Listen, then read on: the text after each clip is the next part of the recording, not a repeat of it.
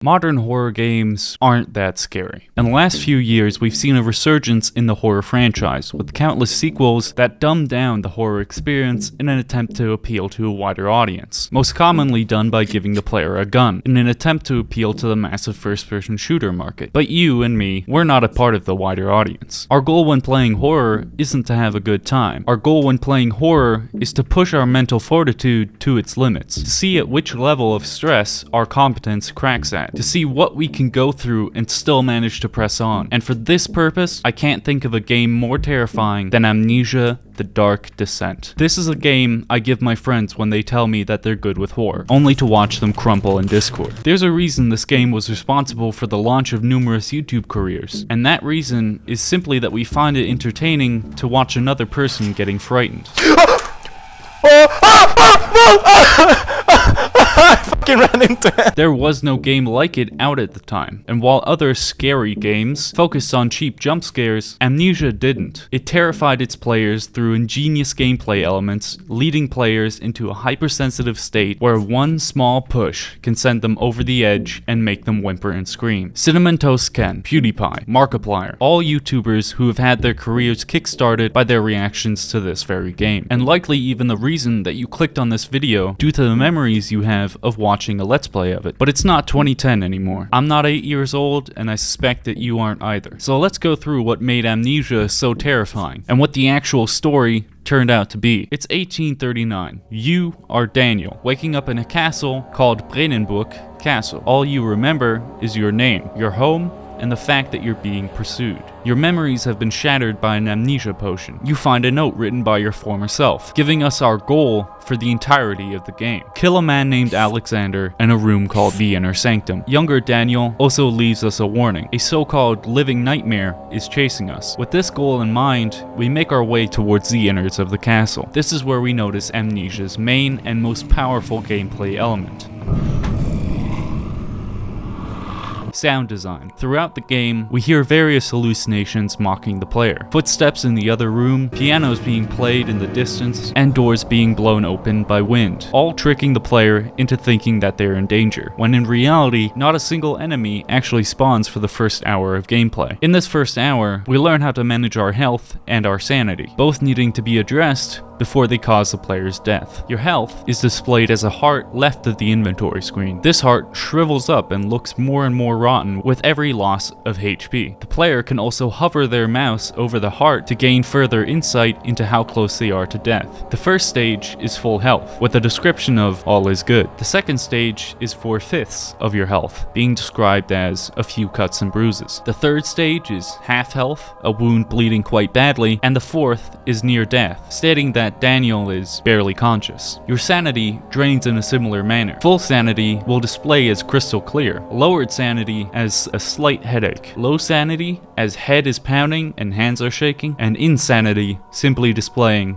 a triple dot. At this stage, Daniel will start to hallucinate. Distorted paintings on the wall, bugs, and dead bodies will appear when Daniel is insane. The only way to raise Daniel's sanity is to stand in a well-lit area or to progress and complete puzzles. To raise your health, however, you'll need to find laudanum, which, fun fact, is a real thing. Laudanum is a tincture, which is a fancy name for an alcoholic medicine. It consists of alcohol mixed with powdered opium, which is approximately 1% morphine, as well as containing codeine, or commonly referred to as lean. Codeine also metabolizes into morphine, a painkiller that releases large amounts of dopamine into the body, which causes a calming and euphoric effect. Essentially, Daniel is sipping lean before SoundCloud was even a thing. Next, we're given the most iconic part of this entire game, the lantern. The lantern is a handheld light source used to raise your sanity and see in the dark. It's fueled by lamp oil, which the player can find located in drawers or out in the open. Because of this, the player must choose to use their lantern wisely, as it runs out of oil fairly quickly. Running out of oil will leave the player in the dark, making oil even harder to find. Scavenging is a big part of this game. Amnesia was one of the first games to allow players to pick up most objects and open doors manually. This is done by moving your mouse in the direction you want the door/cabinet to go, which makes looting especially satisfying. To pull out drawers, for example, the player must first click on the drawer and then pull their mouse down to slide it out. The same goes for doors, allowing the player to peek into another room or out of a closet to search for the monster. Speaking of which, it is now, after a spine-shivering first hour, that the player is in direct danger of being killed by a monster. These monsters will search for the player and growl when they're in the same area as them. The most common of the two monsters is a servant grunt, a mangled together corpse riddled with stitches, making it appear to be cobbled together by Frankenstein. Its eyes bulge out of its head and its jaw is completely boneless, leaving it dangling onto its chest. This monster is slow, however, and can be avoided by hiding. This is where the audio comes in. If the monster detects the player, a loud screeching alarm sound plays as it sags towards you. When it loses sight of the player or hasn't detected them in the first place, a deep pounding sound plays, alerting the player to the monster's presence. Once this pounding sound stops, the monster is left, allowing the player to progress. Hiding from the monster is surprisingly easy. The monster's intelligence seems childlike, lacking object permanence and critical thinking. Simply hide in a dark corner or behind any object, and the monster will lose track of you. With this newfound spare time, the player will likely need to solve puzzles to progress. The first of these puzzles is the acquisition of ingredients used to make acid, not LSD, like actual acid. This acid can melt a flesh wall left by the shadow chasing you. While searching for these ingredients, the player might also find notes written by Daniel himself, giving us an insight into why we're here in the first place. We learn that Daniel is an archaeologist who encountered an ancient artifact during a trip to Algeria, a glowing orb seemingly branding Daniel's soul as soon as he touched it. After getting back to London, he began to have nightmares and learned that his associates suffered terrible deaths wherever he went. In his desperation, he wrote letters to various barons in an attempt to find an explanation for the orb. One of these barons was Alexander, who urged him to meet him in Castle Brandenburg. After making our way through a cellar, we encounter our first chase, being pursued by an invisible demon only made visible by splashes of water left behind when he moves. To avoid them, the player must not fall into the water, ending in a door that must be opened while standing on the floor. Stay calm, stay collected, Leon. Don't freak out. Fighting every urge to look back and flee, the player is finally able to leave the cellar and the water-bound monster. After escaping, we are rewarded with the most pleasant area in the entire game, the back hall. With heavenly music and blue light shining through the windows, it is the most comforting area I have ever been in. In this room, we encounter our next objective, a broken elevator in need of repair. To fix the elevator, we must complete a set of puzzles. Fun fact, the ambience of this game is so terrifying that despite being in no danger whatsoever, I was still on edge the entire time. After fixing the elevator, we notice the shadow's flesh corrupting our once calming room into a gory mess, after which we say adios and take the elevator down into the depths of Castle Brandenburg. After making our way through the sewer via completing various puzzles and evading various monsters, we make our way into the dungeon. This is where we not only learn more about Daniel, but also meet Agrippa. This mutilated and disturbing corpse is your only friend in this nightmare. Despite his off-putting appearance, Agrippa is a friendly and gentle soul which helps the player defeat Alexander, as well as encouraging the player to press on. You get it. You got the doors open?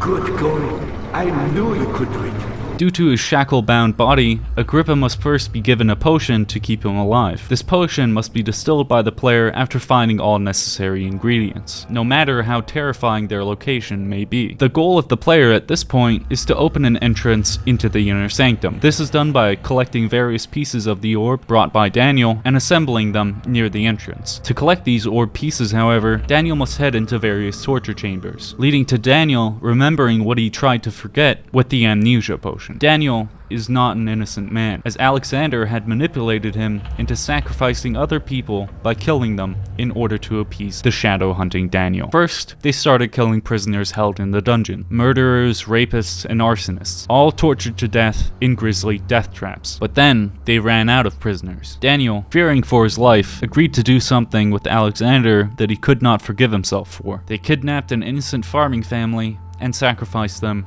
in order to buy more time to complete a ritual. This is why Daniel drank the amnesia potion, and why he now plans to make Alexander pay for his actions. After giving Agrippa the invincibility potion, Agrippa orders Daniel to cut off his head and throw him into a portal being opened by Alexander. Now, armed with a plan and all pieces of the magical orb, we can make our way into the inner sanctum and confront Alexander before it's too late. He's pulling his cock out! Here, we see Alexander using the orb in order to gain unimaginable power, attempting to open a gate into the realm of gods. Here, we have three options. A. Let Alexander win, after which we get consumed by the shadow of the orb. B. Sabotage Alexander's plan and escape Castle Bredenburg alive while the shadow is still on our tail. Or C. Throw Agrippa's head into the portal, ruining Alexander's plan and sparing Daniel from his demise. And that, from start to finish, is the story of Amnesia: The Dark Descent. Over the course of this video, I had to skim over many areas, puzzles, and various details for the sake of not making this video an hour long. So despite you already knowing the outcome of the game, you still don't know every horrifying aspect of this experience, and I highly encourage you to go pick up the game yourself if you haven't already. On G2A, it's only around $3, so if you're a horror fan looking to find your breaking point, it's a must-have.